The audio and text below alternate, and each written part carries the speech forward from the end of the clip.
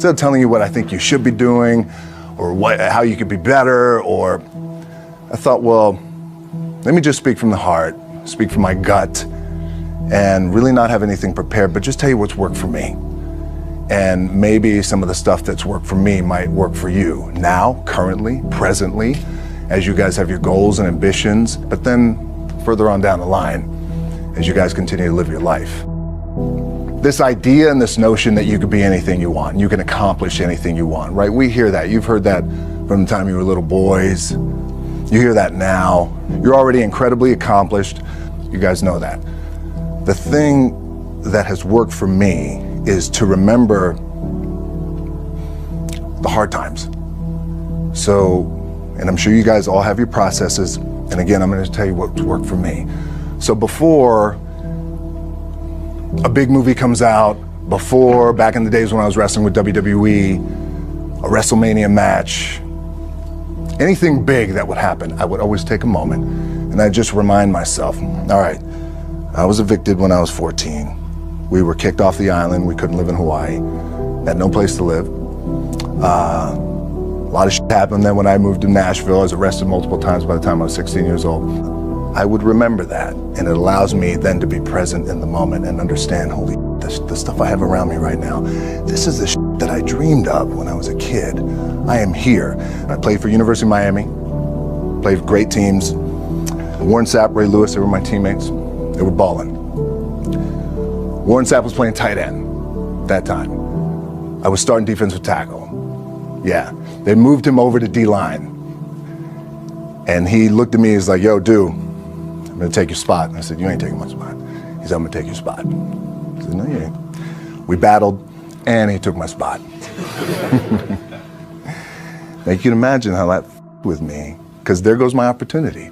He went in, switched to defensive tackle, lit the world on fire. Well, what that did, it crushed me, it crushed my dreams. I had a piss poor senior year, zero production, no NFL, no combine invite, nothing. Finally went to the CFL. Calgary Stampeders, making $250 a week Canadian. Now, I had to send that home to my wife at that time. Had no money. So I remember that. When I got cut from Canada, my dad in his pickup truck came down 4 o'clock in the morning, picked me up in Miami from Tampa. We lived in a little apartment in Tampa. He drove down in his little pickup truck to Miami to get me when I was cut from the CFL. And I thought, well, I leave home like you guys left home. I'm ready to tackle the world, to get after it, achieve my dreams and goals. Crushed by 22, 23 years old. Now I got to move back in with my mom and dad. I played on great teams, though. Wait a second, this is not supposed to be my future. I'm supposed to be in the NFL right now. I'm supposed to be making a lot of coin and buying my parents, buying me, taking care of my wife, but it never happened. So I pulled out my wallet, I thought, well, let me see how much money I have. I opened it up, I had a 5, a 1, and change. Well, at least I rounded up to $7. But I thought, God, ain't this a bitch? I got $7 in my pocket. Where the f do I go now? What do I do? I can't go back to CFL. The point comes where you hear that voice, the big run's over. Like, you're done, right? So I heard that voice. So as Coach was saying, man, I hold on to that. I'm telling you, I keep my back is up against this mother. We laugh, we joke, we have a good time, but my back is still up against this mother. I do not forget it. What this also helps me do, and again, it works for me, is at some point, you gotta be tired of not being number one. You have to be, and you gotta play angry, and I play angry. Now, I'm cool and calm with my approach, and when I step out on my field, which is a set, or, you know, like, there's some, and you're always gonna have haters, and haters are like, well, God damn, man, how many movies are you gonna make, or how much shit are you gonna do? Like, you do a lot of shit. I say, yes, it's my ambition. Of course, why not? I could do it. Yeah, I love what I do. And not only that, but in what world do we not work every day? My back is up against this thing, you know, and I started to play angry, by the way, and I still play angry.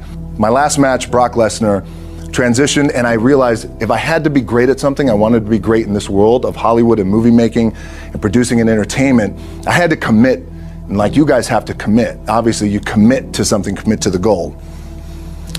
So I quietly retired. 2 years later, I thought, what did I do with my career? Because my movies were not doing well. I was written off. It was around 2006, 2007. I was like, I pulled a Jim Brown. I left when I was on top, like number one in the wrestling business, and I left. It was a ballsy, gutsy, some call it stupid move, but I had to commit and I had to follow what was in my gut.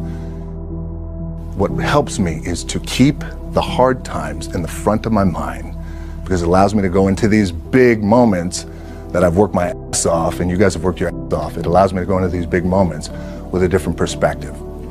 What it also does for me, and again, this is what works for me. Like, my back is up against this mother every day.